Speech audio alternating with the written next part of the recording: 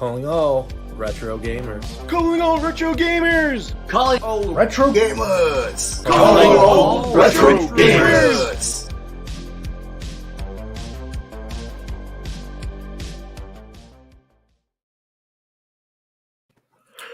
What's going on?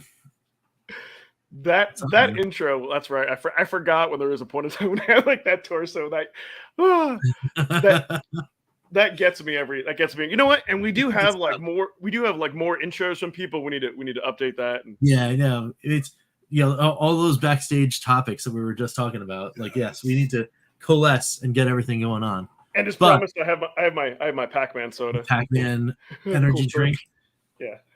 So, welcome everyone to Calling All Retro Gamers, the show that is a convenient excuse for me and my buddy Ed, RetroKillDashNine, to come in, talk, chat retro, chat a whole bunch of stuff, and chat with you, the awesome people in this room right now, like Ian Hobbies. What's going on? Ian Hobbies. What Jim? What's up? Lloyd. What's going on, man? Welcome on in, and anyone else who is joining in, feel free to say hi and make yourself known in that comment section there. So we got a cool little show for you, talking about some prototype NES games and two news related items, one involving Atari and one involving television. I don't know if you can hear that. Sorry. Oh, I know. Okay. Nice. I open this out of exploding. The can is open.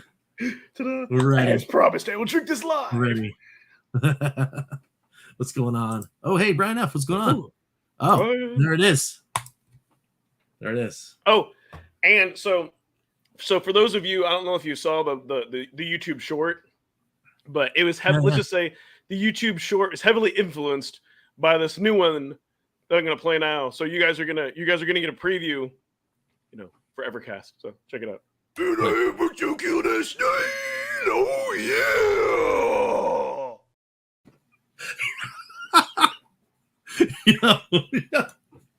Oh, Pete's gonna have a coronary. Well, dude, it's kind of funny because me and Rich were texting earlier, and I sent him a short that I did, and he's like very Macho Man or Randy Savage, and so like right after that kind of inspired me. I'm like, what if Macho Man, and yeah, that's one of those ones where that was Macho Man did the summon. Yes, that was my first and only take because it takes a little voice. But it's funny though, I don't know why subliminally, I just kind of go there and people look at it. So yeah, Pete'll love that. But I made the volume levels, nothing is in the yellow in Adobe Premiere. So good. That's good. Yeah, we're not blowing out eardrums. Yeah, not trying to now. Somebody cranks up their volume. Whew. Oh man, that's so good. That's awesome. This is very sugary, by the way, but it's an energy drink. Yeah. So how's your week been, man? Has it been all right? Oh my god! So it's funny because. Yes, dude. Yes. You know what? I need to do that. I need.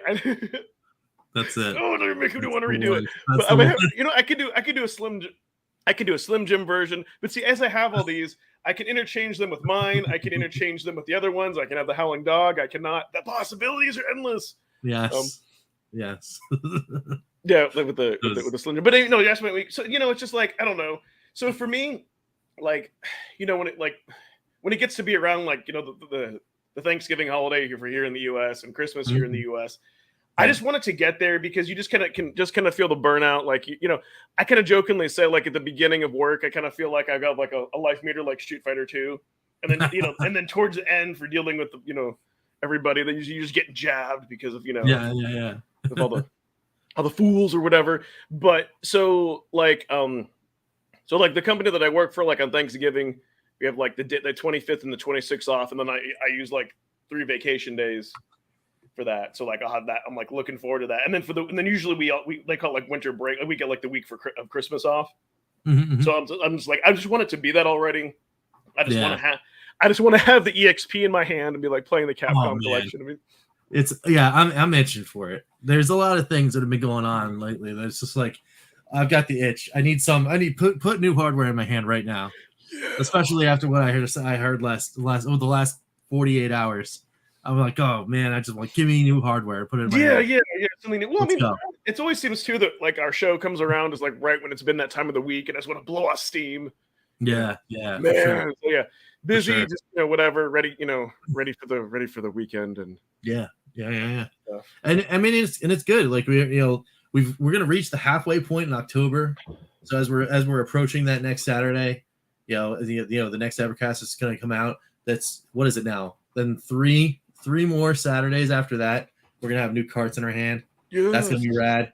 2 weeks after that, it happens. I must have missed that. That's funny. Yes, the drink is guaranteed to Kiko's pack goes away. Oh man, it's a good time. It's definitely a good time. Now, as far as my week goes, there was some play over there on the Legends Ultimate. There was no live play. I didn't do any streams on my personal channel, but the kids got involved. Oh, nice. Douglas remembered the cabinet. He's like, "Oh, are the driving games on there?" He loves card games. And I was like, "Yeah, the driving games are on there."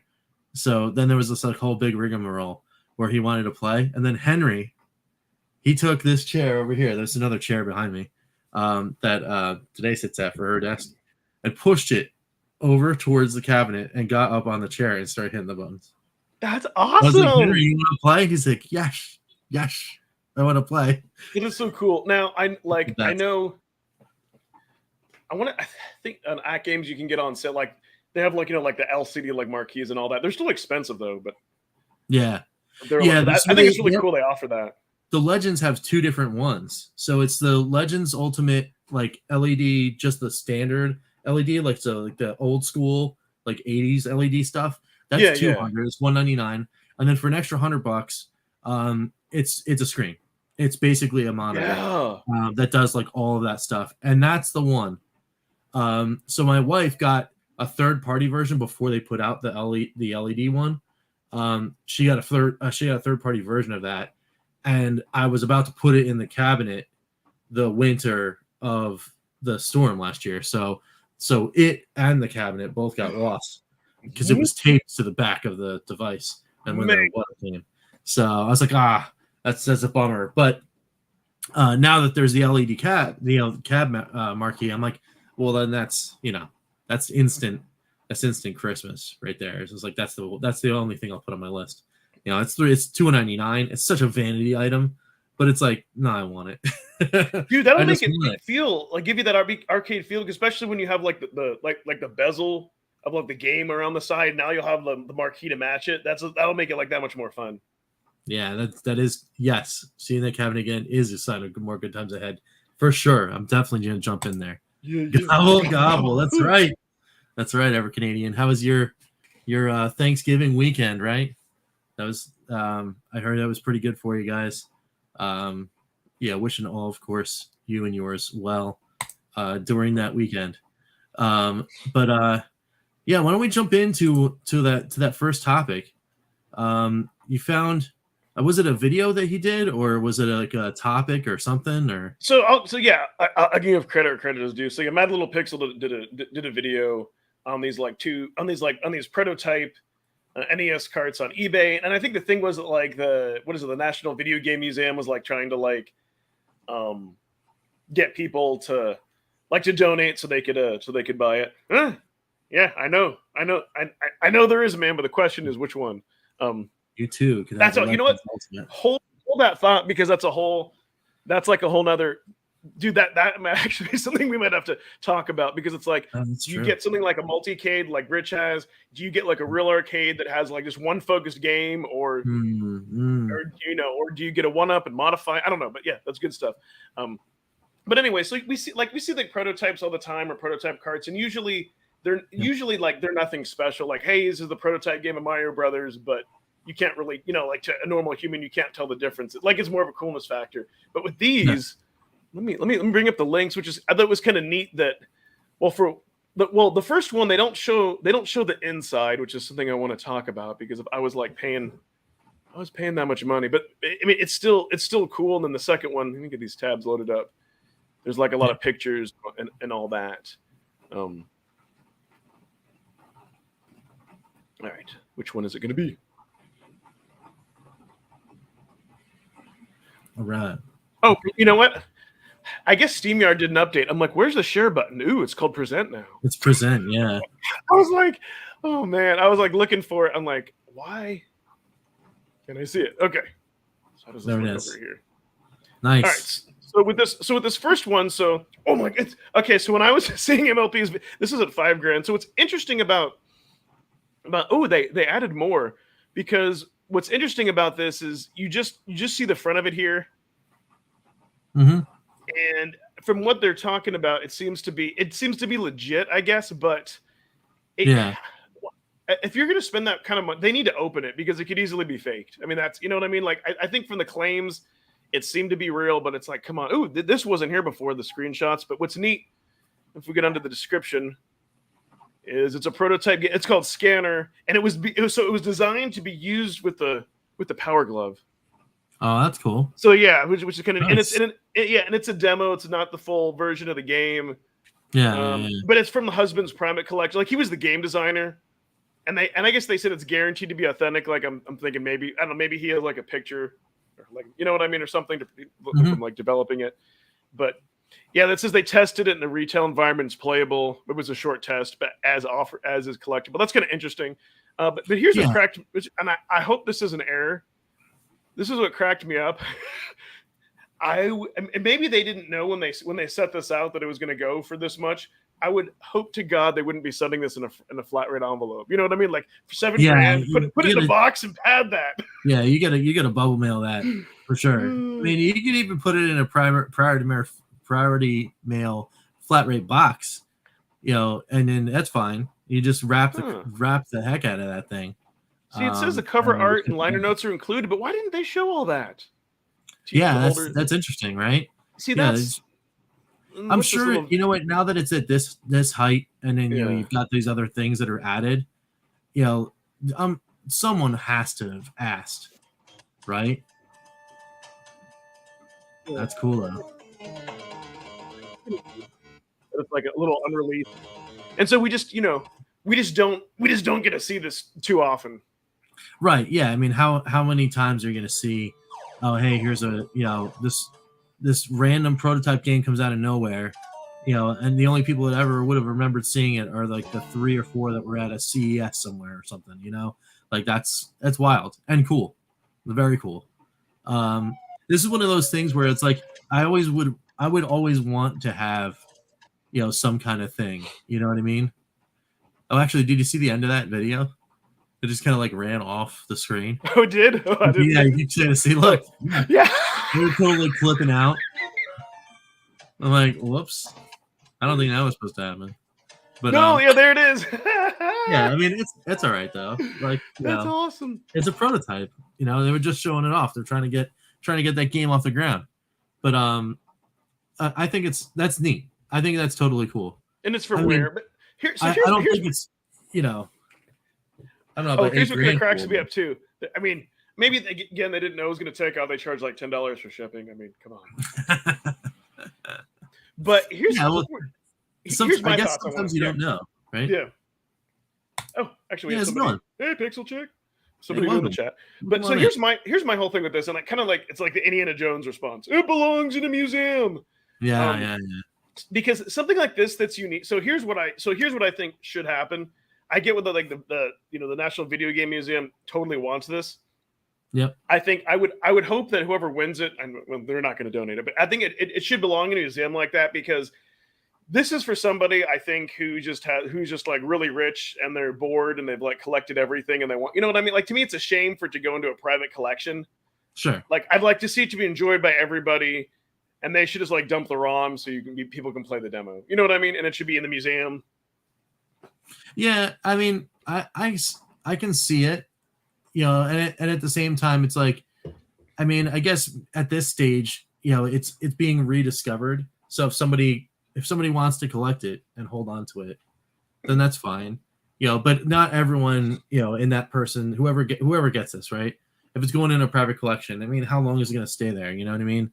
Like, that generation, then maybe their kids or whatever, they're not like, whatever, they say, oh yeah, I remember Pop's old games, whatever, and then it goes to the museum, right? I understand the joy of the hunt, for sure. I'm a collector. I know 100% if something like this was like, all right, let's put it into Fantasyland, right? True Fantasyland. This listing isn't NES prototype game cartridge from Rare. It's it's a SMS prototype cartridge from Sega, and it's the sequel to Golden Axe Warrior that never released. I want that. Yeah, I'm telling you right now, I want that. So here's another thing. So here's another thing that I think that you could do too. And actually would be a good reason to get this if you just had FU money and you could afford it, or like get a special game like that. So it's like you go ahead and buy it. Let's say you don't donate it to the museum, but like how they have like all the different like conventions. Mm-hmm. Like you go there and you set up a live booth and you have like, and you go ahead and if you have like you can pay $8,000 for this. You're gonna have like a Nintendo, have like a flash cart, and have like the ROM on there, and let people play it. Like I'm fine with that too. I would totally do that. 100%. And actually, that might even be better as a draw. Like, okay, maybe you don't have to give it to the museum, but have some way the public can access it. That's what people do. Like at pinball conventions, and they bring their they bring their stuff. So maybe that would be another thing. But yeah, let me share the second one, which is more exciting because it comes with more stuff, or they showed more. Yeah, they showed more pictures and all that. That thing's really rocketed. So oh wow, what's that? That's at $9,000. So here's the only thing that I think is kind of funny that I kind of have mixed feelings about.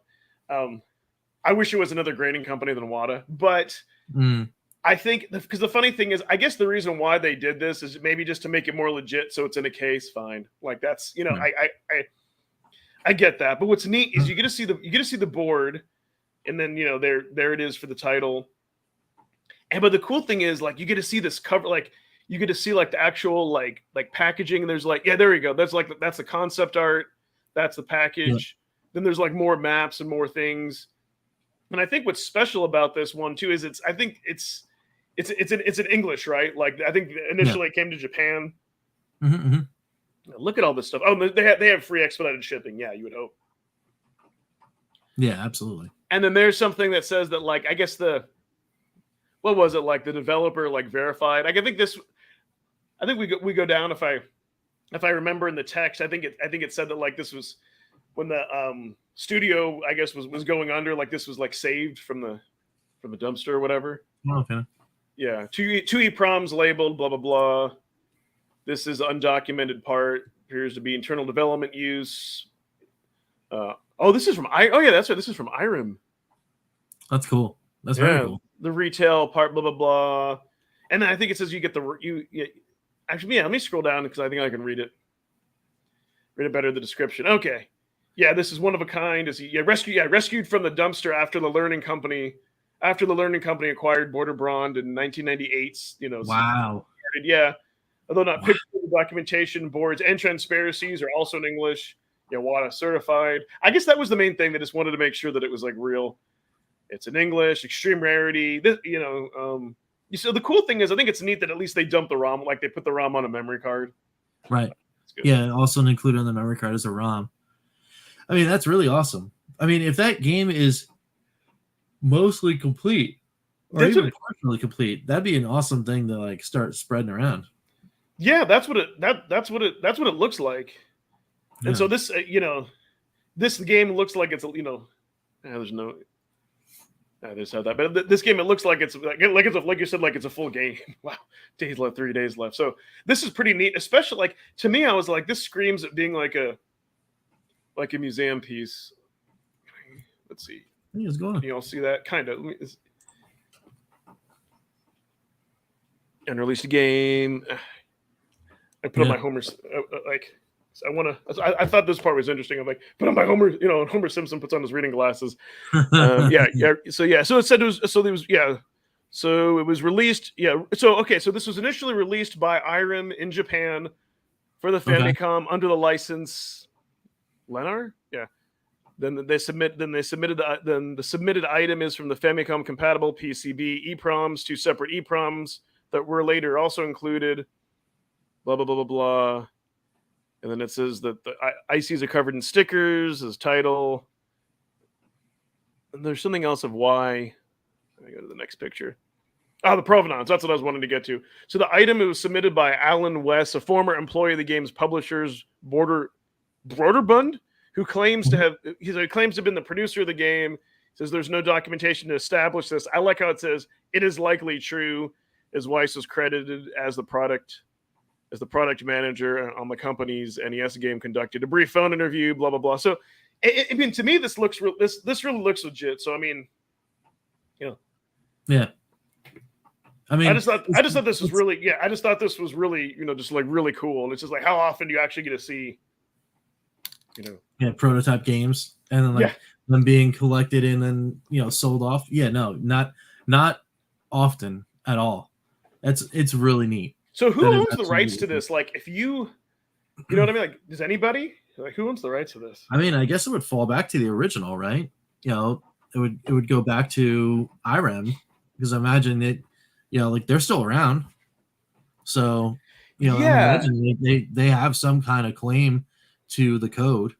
So if there was a thing to happen, like they could scoop it back up. Because didn't like a certain company called Blaze Entertainment, like, aren't they coming out with like an IREM collection? I mean, maybe that is a thing. Like, that's what I'm saying. If IREM still owns the rights to this, and they came out with the collection too, like, this is the perfect thing to be put on an Evercade. Just do it. No, yeah. I mean, that is the place for, like, the lost and forgotten, right? All those like cool things that happened along the way. It's a perfect fit. Ooh, for sure. Hey, we got some more peeps in the chat. Yeah, that's right. Yeah, below average Chris and Phantom Fiction are here. Yeah, saying hello. Below average. Yeah, come on. So I guess we can move on to the next story, I guess. Have any final thoughts or anything or on this one? No, it's just really cool. Like, I was gonna remind myself in 3 days. I'm curious to see what they close on. Yeah, that would be cool to like take a look and see how high it goes. I mean, there's no way that I would say on the over 10,000. I'm taking the over on 10,000 on both. I would almost guarantee that they both hit over 10,000. I think the second one definitely will. The Napoleon game, I think it'll hit 10,000. I don't see it going over like 12 though. Yeah. I think the first one might. I think if it does get to 10,000, it might just, unless there's just some people who are just like sleeping on it and they're just going to snipe it at the end, and both of those things jump up to like 20 grand. And I'll be curious to see if the museum gets it at the end of the day, or Yeah, that's how eBay works, though. Like, especially on something that a lot of people are watching. Yeah, you've got the snipers, and they're just sitting there. They're waiting for that last minute and a half. Like, it's just a frenzy. I've been there. That's true. It's very deceiving. Yeah, it could go up to 20. Who knows? Yep. There's been so many auctions, like sub hundreds and 30s, whatever. Like, there's like a $30 game, and you're like, oh man, that's a really good price. It's like 40% off. And you're sitting there, and you're ready to rock. And then it's a minute left, and it starts creeping up a little bit, and then another 30 seconds go by, and there's another creep, and then like right before the end, you go to submit your like $70 bid. And it's like, well, I'm still gonna get it below 100 because maybe the game's worth 110 or whatever, and then you're outbid instantly because and it goes for like it's already over 100, and you're like, oh. It's wild. But anyway, so I guess I don't know if this is my rant time, or I don't know what's gonna happen. Go for it. I don't even know what we're gonna talk about next, so this is great. But yeah, so the next story has to deal with something I got really excited about today. Because today is a launch game. It's a launch day for a brand new Atari game. All right?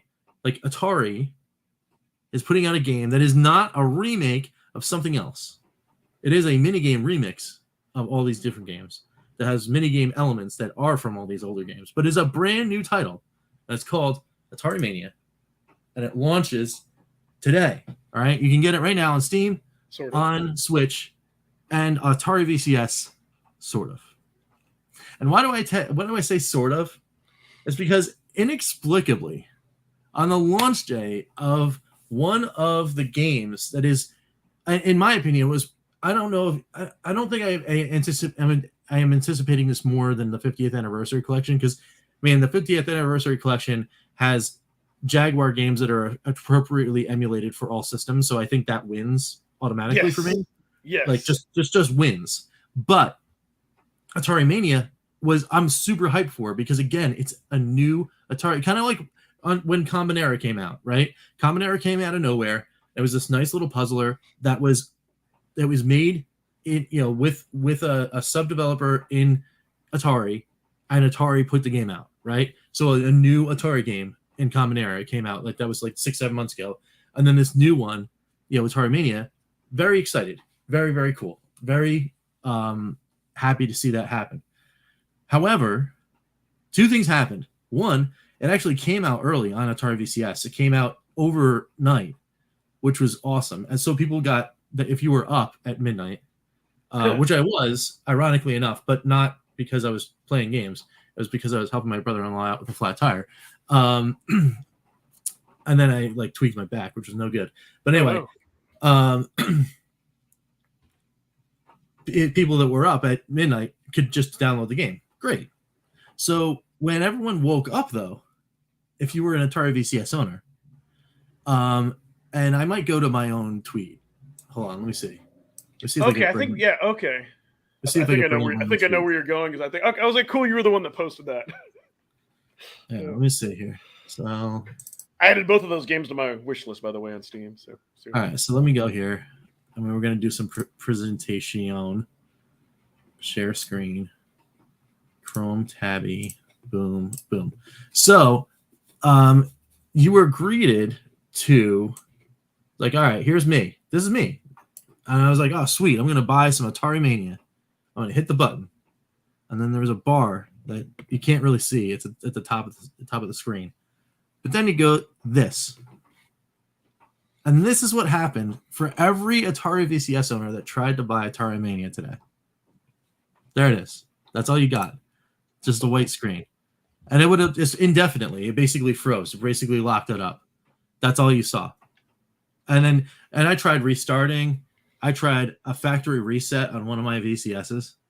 I went all the way. I'm like, there's got to be something. Apparently, what it is they use a third-party processor for their web store, and apparently the third-party processor didn't like something that happened in the update, the OS update that happened also, because there was an Atari VCS OS update as well, and apparently it didn't like each other, so it broke. Now I don't know if they fixed it yet.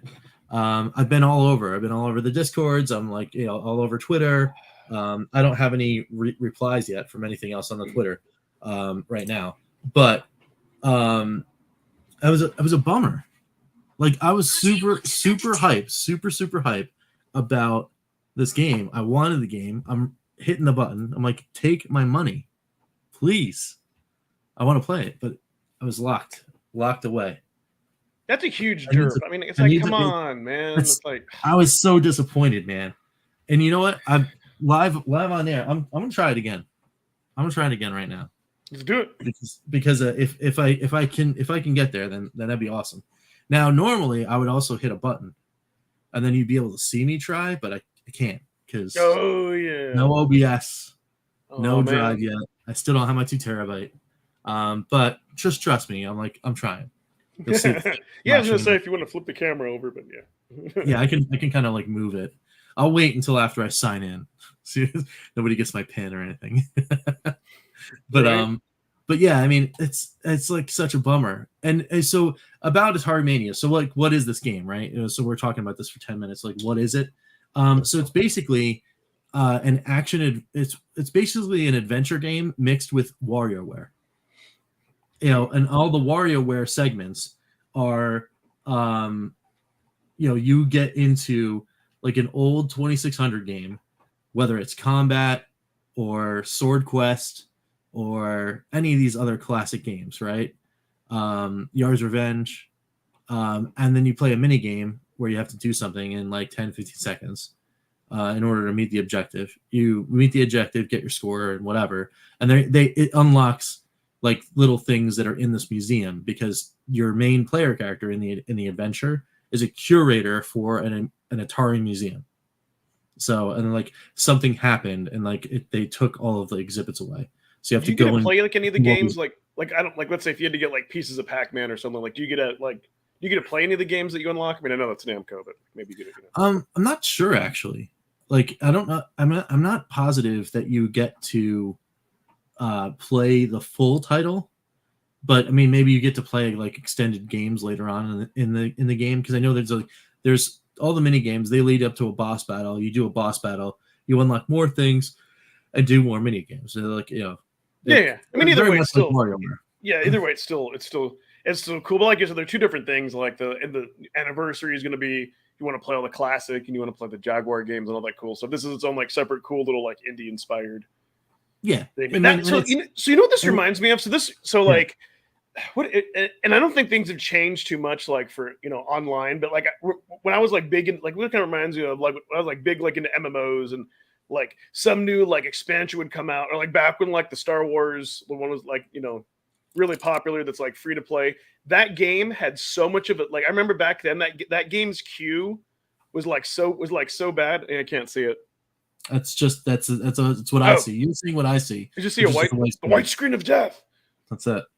Oh, cool! Yeah. Your Evercade games. I can hit that. I can hit this button, and then here's my menu saying I can turn off the console, which I will now. But that's all you get.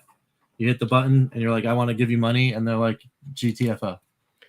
That really disheartens me, especially if you could buy it on Steam or like Xbox or PS4 or PS5. You can, yeah. I mean, it's on Steam and it's on Switch right now. But anyways, what I was saying, it seems like sometimes when big things go live like that, like I remember with Star Wars, I kid you not, they had like you would go into a queue and it was like 2 hours or 4 hours. So it's like maybe you would like queue up at 6 o'clock before dinner and check, I remember like I said 10 plus year when I was like younger and like, maybe gonna play for a couple hours past midnight, pre-kid. Right. Pre-kids and all that. But yeah, or it seems like even like something like the latest like Call of Duty or online multiplayer thing comes out like the first day, like the servers and everything are just like trashed because they didn't anticipate the load or they didn't want to spend the money. And then it's like, but come on. So you would expect it from that, but buying a game? Are you kidding me? That would make me almost mad. I'm like, I'm not going to buy it for the VS, even though I bought the VS and I have it for the VS. It's going to be the best experience. I'm going to buy it on Steam or some other console. Yeah. That would make me really angry. I was this close. I really was this close to just being like, no, I'll just buy it on Switch. Yeah, or on Switch. I get to switch in the living room and I can play it, but no, I have to play this on my VCS, man. It's what I do because if people don't know what happens over on the bacon ice cream side of things, I have played every release except for now 2. I played every single release that is a full title on Atari VCS. So I've Fun for 5'd every single game on Atari VCS. So I have to play this one, and the last one that came out is another Orange Pixel game came out. I can't remember the title right now, but I'm gonna get that one. But it's just so frustrating when it's like I want to give you my money, and you say you're going to get it, but the store has to work. So yeah, right. No, I'm just yeah, I mean, as soon as they fix the store, I'm in. I'm in, and it's just like. I know stuff happens, and this is a third-party issue. It's like their cloud server, the third party's cloud server isn't communicating properly with Atari stuff. Atari stuff all works. They've tested it internally. Everything's good. They just got to connect the two, make sure the handshake goes, whatever. And that's fine. But it's just, on launch day, like this couldn't happen over the weekend or something. Yeah, it's irritating in general where like when companies make it difficult for you to give them money. Like really? Yeah. Like come on. Yeah. And if it winds up being that it's tied to the update that happened, the OS update, I'm like, man, you couldn't have rolled out the OS update again. Like it's like right before the launch of your new game. And this is it's not like this isn't Call of Duty, right? It's not Destiny. It's not Assassin's Creed. But you know what? For people that have been anticipating new Atari titles, this might have well have been. It's a new Atari game. Like you gotta hit that one. You gotta hit that launch and nothing. Like if internal testing at all was like, I don't know, maybe there'll be a couple bugs after we throw out this update, but that'll be okay. No, it's not okay on launch day. It's not. Yeah, like if it's me, it's like no. You push that. Tell the IT teams no. You push the update. Let's do it over the weekend, and it'll be fine. You do it on Sunday into Monday. You get the whole weekend, so you can get all the sales in. You get everybody playing. Because if something happens in the update and something you can't go back to the store, who cares? Because all the people that would have bought Atari Mania at launch would have gotten it by Sunday. So they already have their game. And then the other people that are like getting in, oh well, they can't get it for a day or two. That's fine. You'll capture those sales later. But it's like, I can't believe it wasn't fixed within the first hour. Because you would think it's 9:59 p.m. EST. And I still can't buy it. And I'm like, I want to give you my money. You would think they would have somebody actually log on to an Atari VCS console and just make sure that stuff can actually be bought through the store, especially a big release. Because my thing is that, okay, it doesn't, it's funny. Try to skateboard. Basics of troubleshooting, right? Like you can't go online to buy it. There was an OS update. Remove that OS update. Can they buy it? Cool. Then have then roll out an update to everybody, apologize, and have that update, remove that other update, and then fix it internally, and then roll the update out. Right? Exactly. Yeah, it's just one of those. It's just one of those things. That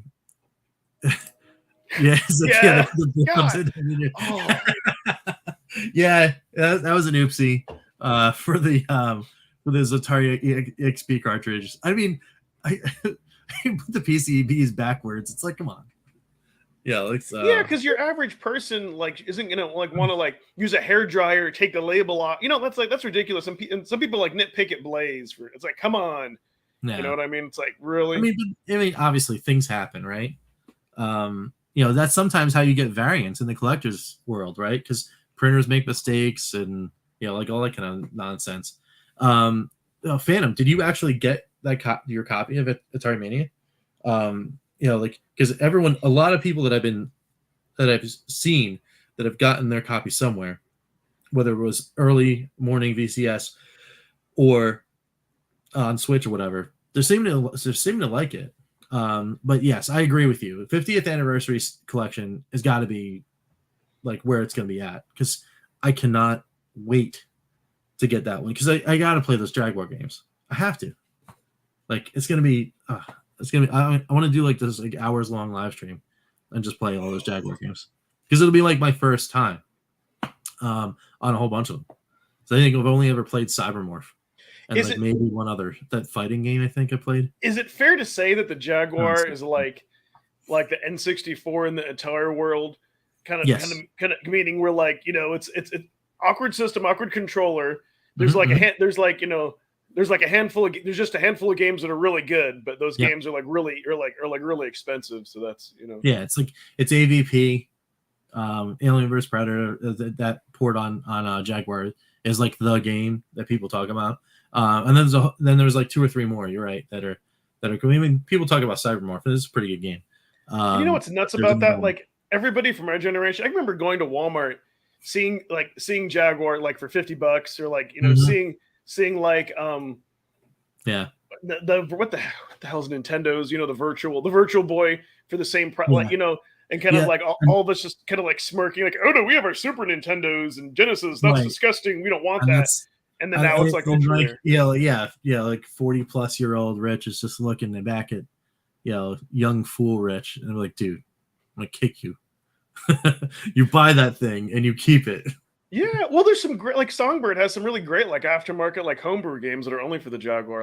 If you already owned one, sure, then it would be worth it. But heck yeah, paying $50, maybe $100 for a physical copy, but to have to pay and just various YouTuber videos I've seen Jaguars go they're I think they're at least $400 out of the box, just just a complete Jaguar, which is maybe one controller a game. So it's it's insane. Yeah, no, absolutely. So yeah, I mean, by the next time we talk, they'll fix it, and I would have had Atari Mania, and then hopefully I will have my 2 terabyte drive. So you will see the second I get everything all set up.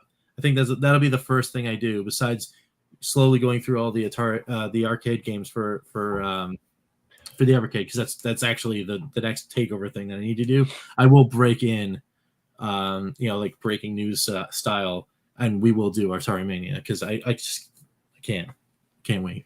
But speaking of other breaking news, let's jump from Atari to Intellivision. There was a little bit of breaking news that actually happened. And what was that news? Intellivision has some test units, and they're putting them in boxes and then they're sending them to people. So as the letter that I think we talked about the letter back in August when it happened. Yes, it was like the week after or whatever. We had our cart, and then or maybe it was that Thursday of that same week or whatever. We talked a little bit about that. We went through the entire letter and all that kind of stuff. But at the end, they were like, "Hey, our next step is getting units in boxes and sending them to people so they can do some final testing, get all the rest of the bugs, the things that everyone that's been staring at this thing for years now haven't thought of, and then fix everything that you need to do, put it on the production line, and start sending out actual production units to people like me, like a founder." Like have they said somewhere that they're going to give the founders, like people who paid for the founders, like they're going to get top priority, like over? I mean, you have to imagine. Yeah. That's the plan, right? Yeah. They were the first to line up and put their ducats in a thing. So if we go in a time travel machine all the way back to when Intellivision first started like taking pre-order money, the first thing that happened, very similar to what Blaze did, with their limited editions, is they took the 2,600 orders for the founders edition of the Amiga. So the first 2,600 people in line are all founders editions. So the first, assuming everything is exactly the way it should be in theory, they get the stuff ready, right? They put it on the line, and the first thing that happens is 2,600 wood grain consoles come off the line, get put in boxes, and get shipped to the first 2,600 people that put money in the ticket, which would be this guy, and then a whole bunch of people that I know, right? Because then I think what they should do is they should do that, and then let's say they're able to do that, and then you have your second and third rounds of pre-orders. Like then but if they can afford, let's say then at that point, if they can afford, or the other people who let's say didn't ask for a refund gave their money, I think they should get I think at that point they should get an email saying, "Hey, do you still want this? Yes, or do you, or if not, do you want your money back? Like just do that, 100%. Or if they can't, if all they can do is produce the original 2,600, then they should at least give everyone else their money back. Something. Hopefully, everybody gets their consoles because Well, I mean, in a like the perfect world scenario, somehow this ship that was about to just hit the deck, like really, and we have to be honest, right? Ship was not looking good. If they turn this away, like they start pulling back up, I mean, man, what a story! What a story that would be, right? Yeah, no kidding. It was like really rough. A whole bunch of stuff happened, like personal stuff, whatever. Like besides, like all that kind of thing. Just the sheer amount of craziness that happened in a production of trying to get a new console that has elements in it that don't exist in any other console ever. And you're trying to get all this stuff to just work, and you wind up getting it to work, which is a win already. Then you get them produced, which is another win. You get them into the hands of the customers. I mean, and then it just rolls from there and actually becomes a success. I mean, what an awesome story that would be. It's still a long road, right? It's still an absolutely long road for the fans, for the people that are waiting, for the people that invested, for everybody. Everybody's been going on this journey, and it's my hope that it all works out for everybody. Because again, I have a memory of now it's a year and 3 months ago. Wow, what a wild thing! A year and 3 months ago, I had the thing in my hand. We were playing it, right? And it's like that's cool. I just but now to know that all this time later, they're actually getting those test units out to the people that are supposed to be looking at them. It's neat. It's neat. And then I don't know. I've heard some people talking about specific people that were getting them. I happen to know two of the people personally that are getting them. Great. You know what? Wish them the best of luck with them and all that kind of stuff. The rest of them are supposed to be going to like devs and the people that are in like the distribution channels and all that kind of stuff. But yeah, I mean that's it. Fan and fiction. That that is maybe the end of the little brief bit of news there. Wish them the great success. Would be a win for all. Done. And there it is. That's a perfect way to leave it. So yeah, I mean, hope it does all work. You know, I hope that we get some positive news. Like, oh hey, the testing worked. We only needed 2 weeks, 3 weeks, a month. We figured out what we needed to do. We're gonna make the small adjustments, and you know, we're gonna go dark for another couple months, and the next time you see us, it'll be pictures of stuff coming off of a production line. And then yeah, that's it, right? I would love for that to happen. So, but anyway, that is a thing that was happening in the news. So that's pretty much that. So I guess, you know, much like we do in other shows, why don't we just move into a little Q&A? I know we can do to kick it off. Who brought it up? Was it, oh yeah, Lloyd? Yes. What people think of other topics. Yes. So I think about this a lot. Like, hey, if I had the means to get like some type of arcade cabinet, no, there's definitely room, and like that others like technically, like all those gray shells. If I really wanted to, like, I could have a whole arcade be behind. Like, I could move, you know, I could move stuff. But in the meantime, yeah, there's definitely at least enough room for one or two cabinets. But it's funny because this is a dilemma that I think about a lot because, you know, here are the different choices. It's like you have to ask yourself, like, why do you want like an arcade cabinet? Is it just to play games? Is it for the experience? Yeah.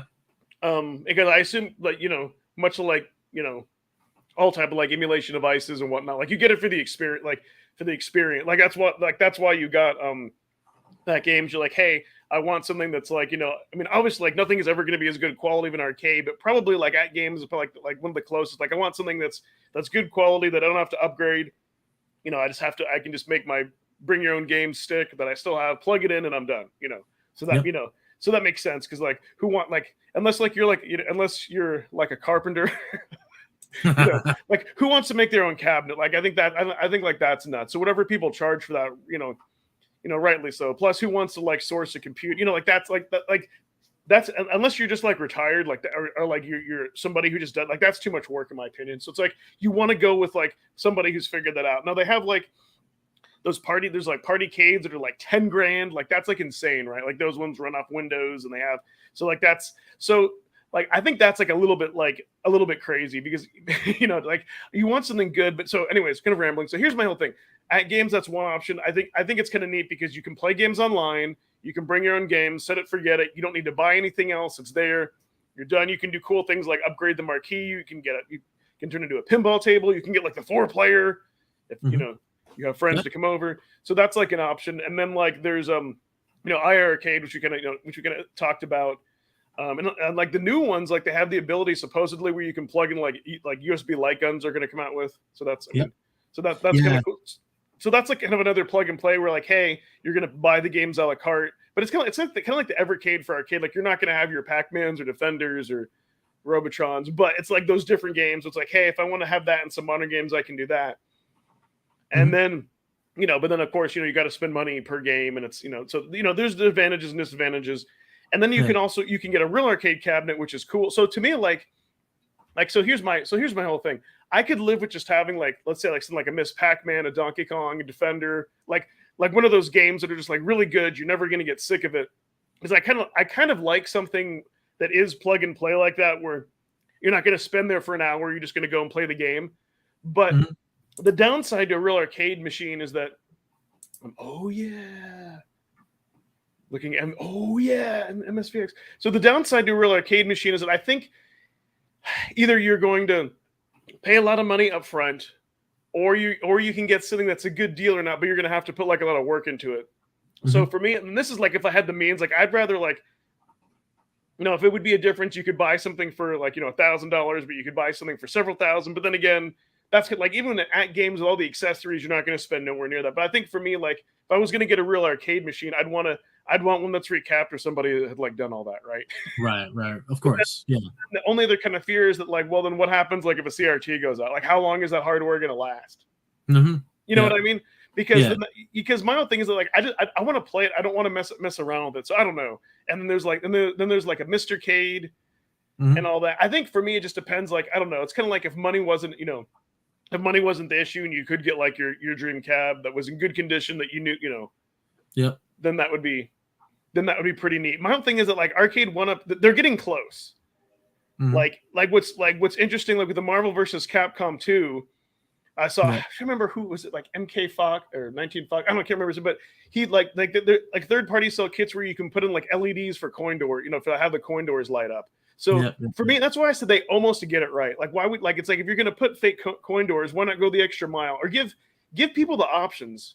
Like make it so you could pay an extra $100 and get like the damn Sanwa buttons, but have them like already installed, or at least have them come with it. You know what I mean? Right. So or what to me, what's a big miss too is like, why can't you, like, how cool would it be like if you could actually like push the button, just like on the coin door to put in the coin like that? You know what I mean? Like there's other devices that do that. So that's kind of the thing. Like that's why I said they almost get it right, because it would, like, I would be totally happy with like a Williams cab, like with Defender, Gauntlet, and some of that other stuff. But I don't think that but I mean, but you're gonna have to do some modifications, and it's like, I don't know. You know what I mean? Like, just give me a good game that I could put there and just jump on and play it. But I guess the last thing I should mention that I really do like about something like iArcade and with that game is the online leaderboards. Like that is super cool. Yeah. So this, I don't necessarily care about multiplayer. I mean, yeah, that's kind of neat, but having the leaderboards, which with an old school machine, you can't do that. So. Yeah, exactly. So, and as for me, I mean, if I had room for an arcade cabinet, which one? I mean, obviously, the choice has already been made, right? And I did a lot of research before I came to the conclusion of Legends Ultimate as far as the emulation arcade, I guess, the EMU arcade experience. That 100% Legends Ultimate was the way I wanted to go, because it had all the feature sets that I wanted embedded, right? So the Ultimate has the 6-button pad and the sticks and the spinner and the trackball and the 2-button flippers for the pinball. So it's got everything all in the box, and it's because Lloyd is asking about it's 1,000 Canadian up in Canada. It's 500 US frequently. I think it's 549 MSRP. So if you go to different places, you can get it for 549. But at Sam's Club, there's a specific edition. That's the edition that I have.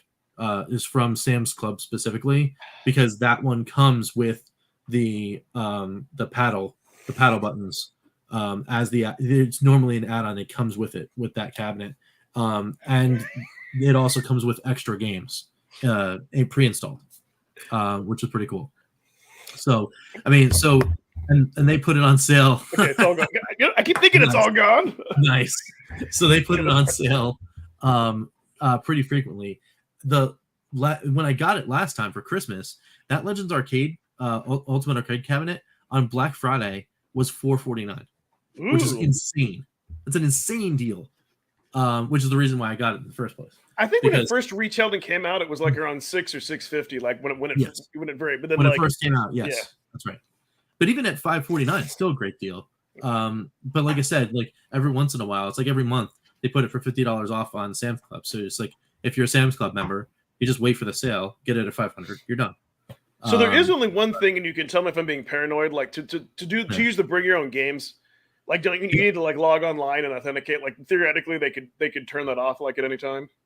So the weird thing about it is, it's yes and no. So you only have to be logged into your Legends Ultimate account once every 5 sessions, and it doesn't check your it doesn't check because you're using with a feature called CoinOps X. It's not checking to see what you're doing on CoinOps X, or even if you're logging into CoinOps X. The only thing that it does is it's a feature that is quote unquote locked to your Legends ID. Yeah.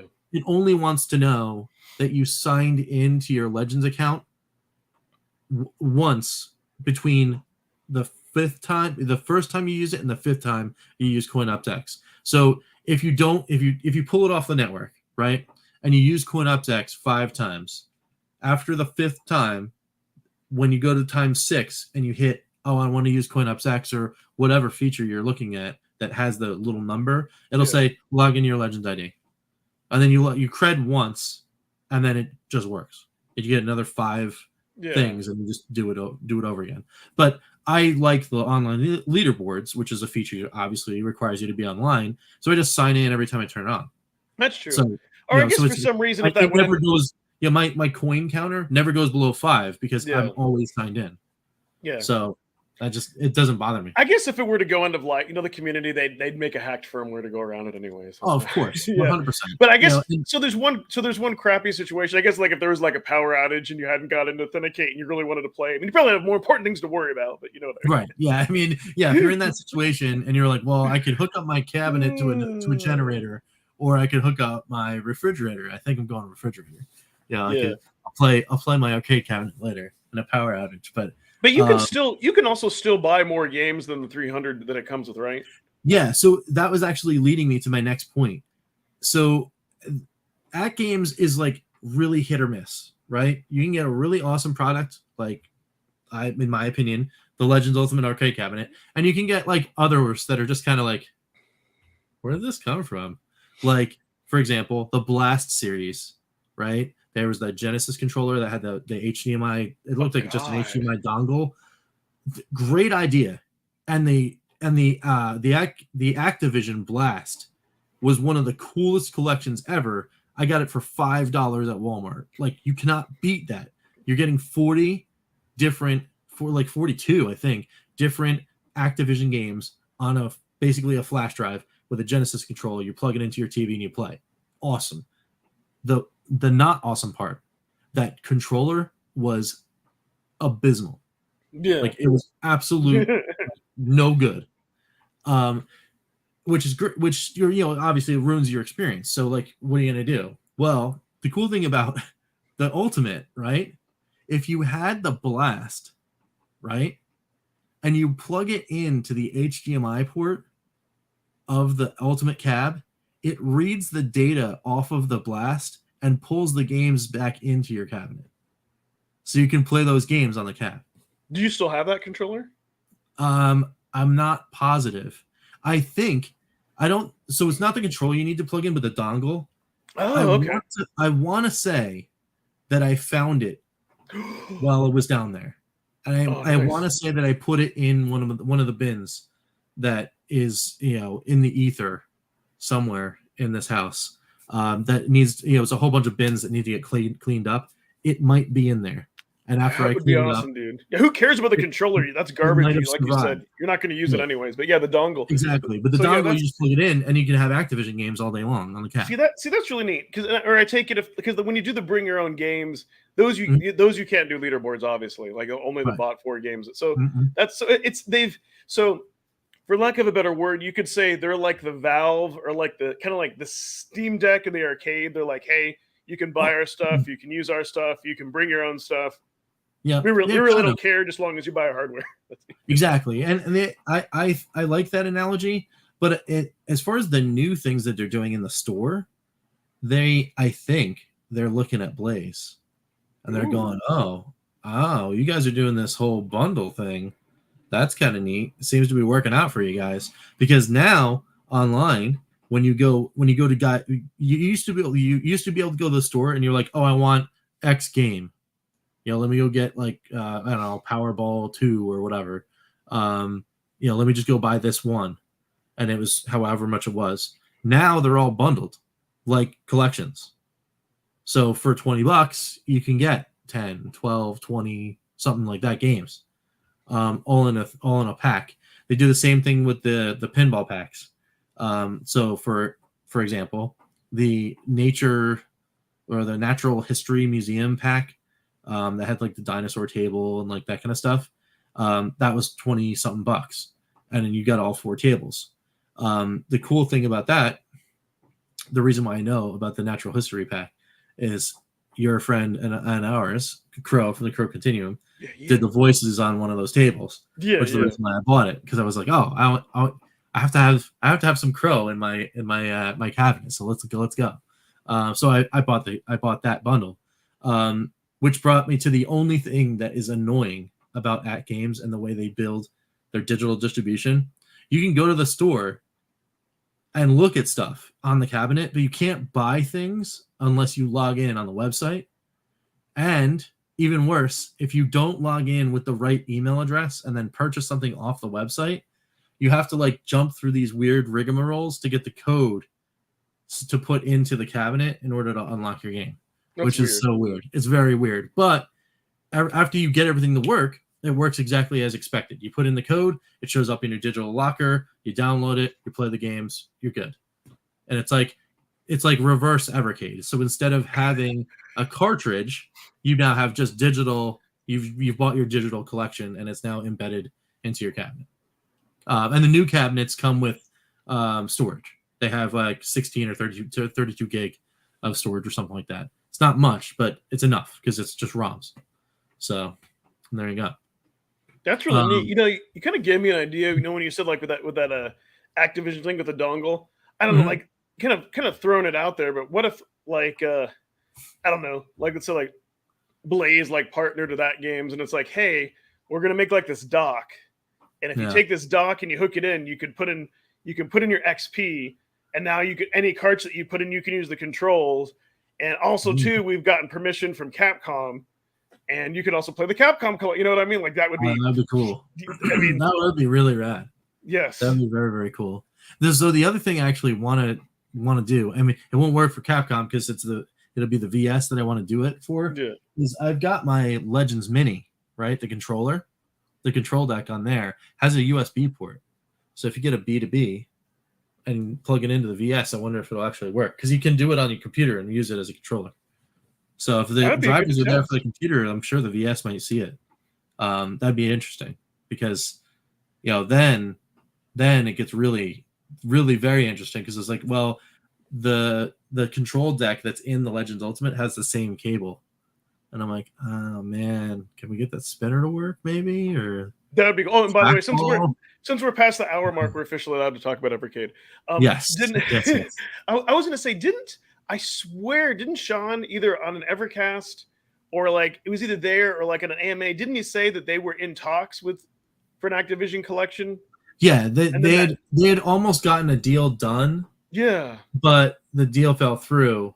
But it was right after that Microsoft announced the acquisition. So it's possible that, you know, like that deal got nixed because they knew that there's going to be a changeover in leadership or something like that. And we're right now like this close to the deal finalizing or blowing up. So regardless of what happens in the fallout, there's opportunity to revisit that. So for Phantom, you know, yeah, they might have been late to the party to try to get that deal done in 21 or 22, but 2023 and forward, I'm imagining they'll be able to revisit that for sure. Especially if the EXP comes out and really makes a huge splash, you know, like 100%, we could be in it. The skies are the limit at that point because you got Capcom on there. If it does really well, then you know you've already got that huge license there. Of course, you can get Activision at that point. You know, you'd probably be able to get Konami. You know, even though they're notoriously hard to deal with. You know, and then you revisit Namco, and you'd be like, hey, we did this really good thing with Capcom. Look at how awesome this is. People want your games too. Why don't you just come and join the family? And then, you know, now you can play Namco on a VS or something, you know, and they re-release the cartridge. The Activision collection, as much as I love Namco or Konami's, I want that next because that'll get people like in our age or older, like into Evercade. Not only that, like the great thing is like Activision has to do anything. Like I love the Activision collection that I have for GVA. I love that. The only downside is I don't like playing it on a little screen that isn't as good. So literally all they have to do is port that ROM over, or like I think the PS1 is supposed to be the best collection because then you get like Dragonfire, you know, you get those other iMagic games. Like it already exists. All they'd have to do is just port it over, get it. And so like for me, like I swear, like that would be in there because it's one of those. The thing I love about that is one of those collections that it's always going to be a good time. Like you're like I could do better. Like, you know, I love games like that where like you like Absolutely. one more game. That and with the built-in Capcom, forget about it. Like that. Take that with me. And for me, as far as like control stuff goes, with the VS and the OG handheld, I mean, obviously we haven't had the XP in our hands, so we don't know how well I'm imagining it'll be similar or better. The feel of the D-pad on the XP, but again, can't say until you got it in your hand. But the controls on that VS controller, oh man, I would beg to have the Activision collection on there because it feels so good for stuff like that. Because I can rock a real high score on Asteroids, no problem. And the only other device that I can do that with is a 7800 controller. Yeah, right? yeah. But to be able to do it so well on that D-pad and no other D-pad, I'm saying that's right. It's right in line for doing all of those old second-gen games. Yeah, you get real control. You get much better control, like you do with the existing Atari games, like Aqua Adventure and all that. So that would be worth it for that. And then after that, then I think Namco, because I would love to be able to play like Pac-Man and stuff like in its proper, in its proper ratio. Although I hate I wish we probably won't get Miss Pac-Man because of the whole convoluted thing with the licensing, which is a shame. Mm-hmm. Yeah. But to Lloyd's question right there, Crow has a Legends pinball cabinet. He's got the Legends Ultimate Pinball. So I'm pretty sure he said it on the Evercast that he liked it. But if you were there on Saturday, Lloyd, fire off the question. We'll bring it back and we'll let Crow answer again. He loves talking about pinball anyway. So it's funny because all things circle. So usually, if you watch a lot of YouTubers who are into who are into your arcade 1-ups and who get the 1/6 scale. What's funny is usually they'll have an At Games Legend. It's funny because you'll see they'll have an At Games Legend. They'll have the other At Games Legend for the vertical, and then they'll have an IA Arcade. So those are your main three multicades, and then they'll have they'll have their arcade 1-ups for the games they really like, and then maybe they might have 1 or 2 real cabinets. So it's kind of funny. It seems because which just goes to show you they each serve such a different purpose that people who want that they won't just have one or the other multicade. Yeah, which is kind of funny, that I think is really neat. Or some people I don't know, Tim Stoney Arcade, he has 2 IA arcades, so it's crazy. Right, because you can and I assume you could probably do the same thing in that Legends for online play, but with that you can log in to 2 different ones and you can do online play with somebody right there. So that's kind of yeah, for sure. And the and I guess for me, one, I got my cab, I'm good. But on top of that, the interesting thing about the whole Legends Ultimate thing, versus a real cab, there's only one, I guess there'd be room for 2, because if I got one, then my wife would have to have one. So there's room for 2 in this in a place. Not this house, because we never fit anything like that ever. But everyone, that asked me oh, you got the dream thing, you got money's no object, what cabinet you're putting in? Technically, I want 2, but if I can only choose one, it's gonna be hard driving. That's it. Did you have room for that, though? Huh? Is that the stand-up, right? No, I want the full sit-down cab. But where would you put it? I don't know. I'd build a room. In the attic? Put it in there. Put it in the attic. Yes. Yeah, in the loft. Yeah, I just cleared it out, actually. Yeah. I'm just clearing it out today so that they could put the little insulation in there and make it look like a space station. Yeah. You know what? So there is... I would need to play it first, but I think definitely... there is an arcade cabinet that I think I would like.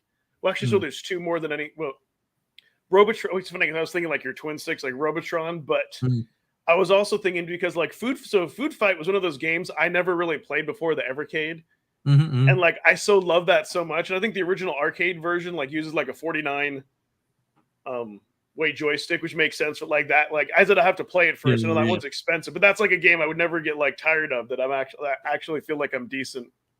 Yeah, no, and that's the reason why I would get the hard driving cab, because I just oh, okay, cool. Well, it's time to chase the world record. Let's go. Yeah, and I would just keep playing it, and that would be my cab. And then in case people were wondering, my wife Danae's cab would be Duck Hunt. Oh. Yeah, dude. She adores that game. You know what? And she's deadly. She is deadly at that game. It's ridiculous. So what's so cool about with having the VS cabinet? Back in the day when everybody and their mom had a CRT and everything, that having that arcade machine wasn't as cool. But now, since CRTs are scarce and all that, and it's one built-in thing, Yeah. Like, dude, you could have that because you can have up to like 5 games. So like have like your Duck Hunt, Hogan's Alley, and like just throw just throw in all the NES shooters. Why not? Or like gun games. You know what I mean? Yep. Dude, well, see, for me, it's almost kind of like have to. Cab doesn't need a lot of room. I would almost kind of have to like see it, like if somebody was selling one, like it would be tempting. Like I know, like on Retro Ref's channel, like he picked up like a Satan's Hollow, and that one like has like very unique controls. So it would almost kind of be like if I saw something like that, maybe you know what I mean? Like it would exactly. It would just kind of depend. Like I would love like Daytona USA is going to take up way too much room, and I've heard too. I think that machine's hard to maintain. Is the other thing. So it's. But then again, I don't want a customized driving cab that has like 10,000 driving games. You know what I mean? Yeah, exactly. Yeah. Because that's why for me, it's like if I was going to get one, it's just hard driving because it's like that's the only one. I would love to play other games, but that would just be the one I would want. But then like in Fantasyland though, if I had just an infinite space and infinite money, I would get. I figured out. I can't believe I forgot it, but there would be 2 more. One. And they're both Sega games, actually. One would be Star Wars: A Trilogy Arcade, because that game's the man. It's so good. It's so amazing. But it would have to be like the theater sit-down one. Oh yeah, like the giant 70-inch screen, with the giant stick and the huge bench, all that kind of stuff. So that one, and then the other one would be a virtual on cabinet. Ooh. That game is awesome in the arcade. Amazing. Because it's a dual stick control. So, like, you can only play that in the arcade, right? Like, you can't emulate that unless they build a specific stick set for that game, like in emulation. So you can't even emulate it correctly. I guess maybe with 2 flight sticks you could do that. Yes, there's some games. If you programmed it correctly. But it's kind of like Robotron. Or Smash TV, like even like like the Super Nintendo port was great, but there's some games like that are kind of more like they have specific controls and all that. So yeah, I totally get. Funny that you mentioned the Star Wars because I know like for the arcade 1-ups, that Star Wars cab was like I think one of the best selling or the most in demand cab of all time because I guess like arcade 1-up like they actually did the research and they made the yoke like really. Like for the vector ones. Yeah, for the vector ones, like really good, and that's like something that. But you could emulate it on MAME, but you're not going to get the real controls. Yeah. Did you ever play the Sega Trilogy Arcade though? The one that's kind of like it's part first person shooter, part like Space Sim. Like that. No, one? but you've told me about. I played the vector one, but no, I think that Sega cabinet's rare. I think that's rare too, from what I under. What the Sega one? Yeah. I've only ever seen 3 in my life. I think if I remember there was one right, in Reading, right here in my local movie theater had one. I think they sold it to the one in Hillsborough, the cinema in Hillsborough because it's over. They have one over there now. And the only other place I've ever seen it is Fun Spot in Laconia, New Hampshire. Isn't that the Sega version too? I swear, like I know, I think Galloping Ghosts had like it was maybe only available in Japan. Like I think they had to like import it. Like I want to say.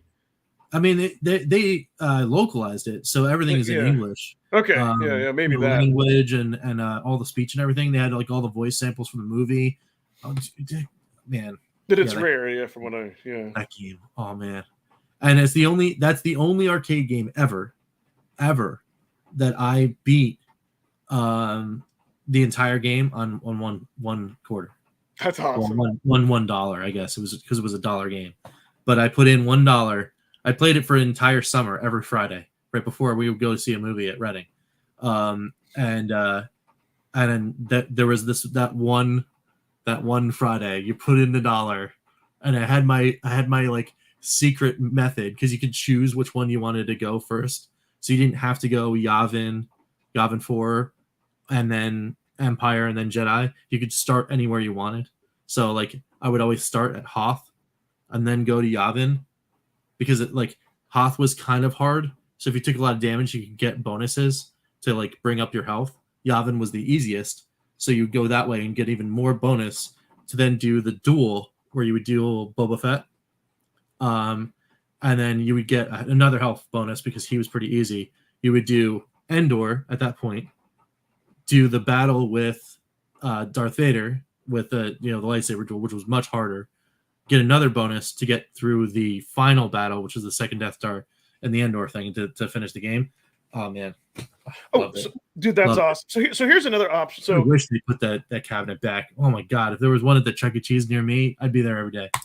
So here's another option. I mean, yeah, you can put in a Mr. Cade, but even so, in addition to Retro Ralph, there's another arcade YouTuber, Scarlet Sprites. He does he also restores and does a lot of cool things.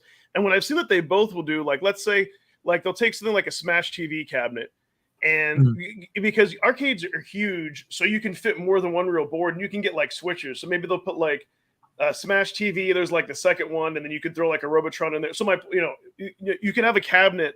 Let's say you put all the twin sticks. So maybe you throw in Black Widow.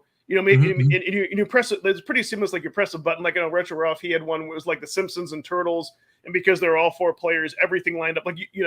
Literally you can just press. I think you hold the first player, but it's pretty seamless. So maybe something like that. Because to me, if I'm gonna go the authentic route, I almost kind of want I guess Evercade. You want you want them to kind of be your Evercade collection where maybe you have 5 games or 10 games. You know what I mean? Have something focused, or you have something that has a few driving games.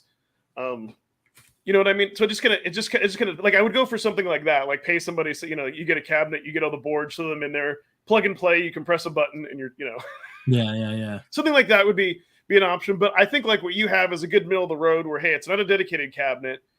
But once you have it set up, you bring your own. It's pretty plug and play. Once you get, I think that's technically you don't have to invest any more money. You kind of have everything that you want to play. It's I don't care about playing the latest.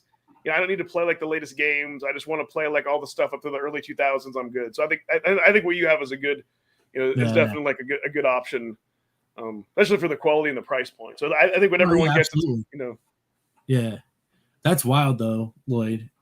His neighbor behind him has a arcade cabinets in a warehouse.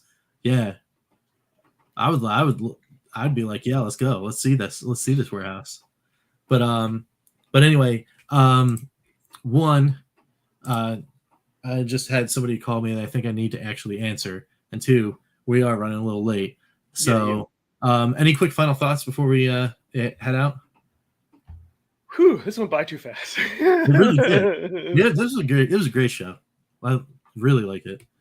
So I guess the only thing I'm going to throw out there, me and Rich are talking a little bit. So we may be doing more stuff with this, with this channel, video game related. If one of us has something we need to talk about or rant, we may do something live, may do other recorded stuff. So just gonna keep an eye on this channel. Oh, yeah, I think we should mention we got past our 100th sub, which is awesome. Yes, we're at 112. Yes. Yeah. Thank you everybody for hitting that button. Keep it rolling. Let's keep this thing growing, and next time we see next time we come back through on the Calling All Retro Gamers side of things, for our main show, we will be doing a 100 sub celebration, so that'd be kind of cool. So awesome, thanks. That's great feedback. We try. Yeah. And we really just kind of threw this one together, so it was good. It's really awesome. Yeah. That cart shipment, man. So Ian, though, you're usually on the cutting edge. So when you get your your email, let us know. Yeah, I think for those who don't know, that's where it may be other countries, but in Spain, when something is coming from another country, they send you a pre-email, or they let you know, and that's how we found out about the EXP and all that. But it wasn't going to be late because he got that email. So it's awesome that Ian's he's kind of he's our informer of when the stuff is going to come out. So I think that's awesome. Exactly. So all right, guys. Well, thanks so much for coming in and doing that. Yes, definitely let us know. And until next time, guys, we'll see you next time here on Calling All Retro Gamers. Have a good night, guys. Goodbye. Bro, the outro. Calling all retro gamers. This concludes our broadcast day. Click.